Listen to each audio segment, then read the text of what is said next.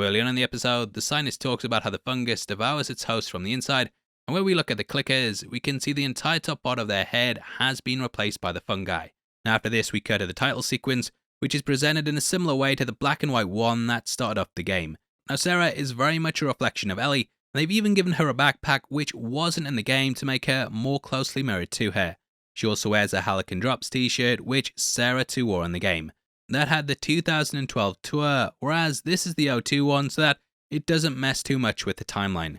Neat little Easter egg on it is that all the locations that Halcyon Drops toured at are in the order of places that the characters visit in the game. Now we pick up the scene by starting at Sarah's window, and this is important iconography, as an open window is also something that's used on the game's menu screen. Now in Sarah's room we see a band poster for The Clash and also Destiny's Child. This is similar to her room in the game, in which she had a Halcyon's Drop poster, and also one for the in-universe movie called Dawn of the Wolf. The Destiny's Child poster says Survivor, and it's not this child's destiny to be a survivor. Hey, having that. Joel's t-shirt's inside out, and I like how they have him donning the grey one that he had at the start of the game. This is reflected in Tommy too, who's wearing a salmon shirt like how he does in the intro. Over his left shoulder, we can see a football on the rack. We'll not say soccer ball, you chumps, and this is actually an important bit of iconography. In the game, there's a photo of Joel and Sarah celebrating her winning a trophy, and the character goes back and forth over whether to acknowledge this or not. We get a brief glimpse at her on the team when we cut to the news report on the radio. We can see a photo of them all together to the right of it. Later on, when we see Sarah moving about the house, we also get a good look at the football again, alongside an acoustic guitar on the other side of the room.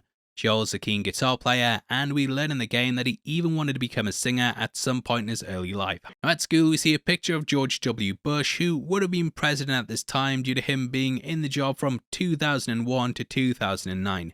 Here we can see that the infection has started to hit humanity, as we can catch a student twitching away, which we later see at the federal camp is one of the signs of infection. The cordyceps attach to someone's brain and affect their nervous system, which is why these little mannerisms start before it takes control. Love the little detail as Sarah steps off the bus and we can catch an advert for a Nokia 3310, which I think I probably had back in 2003. Sarah visits her neighbours, the Adlers, and she asks to borrow the DVDs Curtis and Viper 2. This is a film that later popped up in The Last of Us Part 2 during a conversation. Now Sarah later gives this to Joel, and the reviews say it's one of the best performances I've ever seen. Little bit of a funny story here that always makes me chuckle, but Jonathan and Paul Ross both used to be massive movie critics, and they had a bet with each other about who could get on the back of the box for Batman Forever. They both wrote really stupid reviews, and that's why the back of the VHS tape for it has the quote from Jonathan Ross saying, "One of the greatest movies ever made. Batman Forever, one of the greatest movies ever made." The little Pooch Murphy jumps up at the patio, which I think is playing on the dog we hear barking that we then hear yelping as Sarah gets to the door.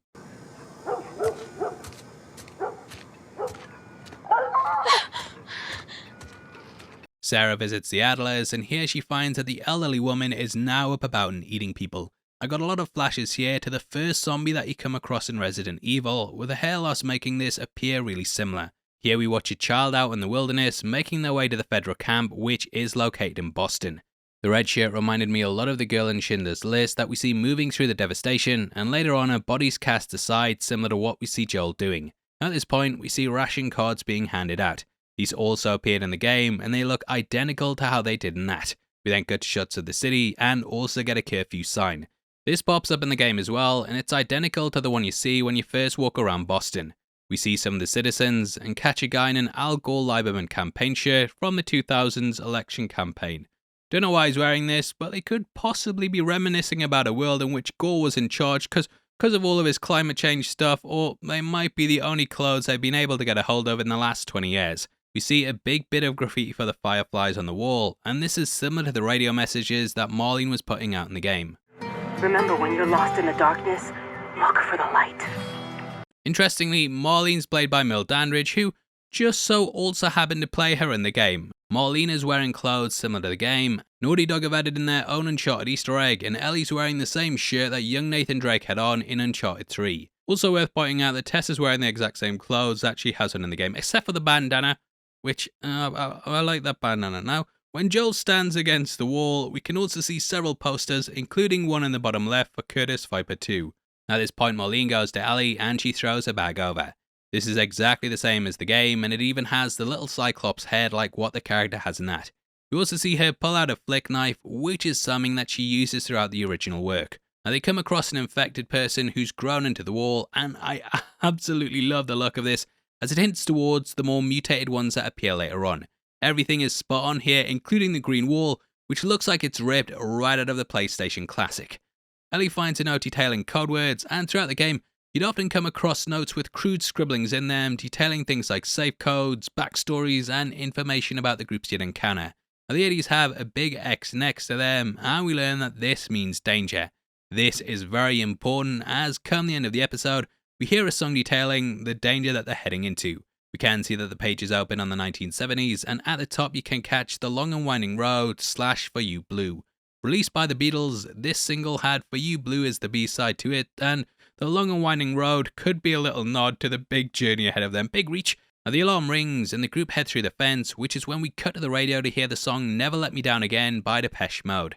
It contains lyrics like I'm taking a ride with my best friend, sort of playing into the show. Now in the episode, there's of course the mention of Riley as well, and this was the girl that was with Ellie on the night that she got bit. This is all chronicled in the Left Behind DLC, which is basically a night in which Riley takes Ellie to the mall before she's shipped off with the Fireflies. Now, if you want something else to watch and you don't mind Last of Us spoilers, then definitely check out our breakdown of why the game's got the perfect ending. It talks about all the themes in it, some things you might have missed, and if you enjoyed this breakdown, then you're gonna love that too. Hopefully you see you over there, and yeah, make sure you stick with us as we're gonna be doing Last of Us every single week. We're gonna be milking it dry, and yeah, I hope you come along for the ride. Out of the way, thanks for clicking this. I've been Paul, and I'll see you next time. Take care. Peace.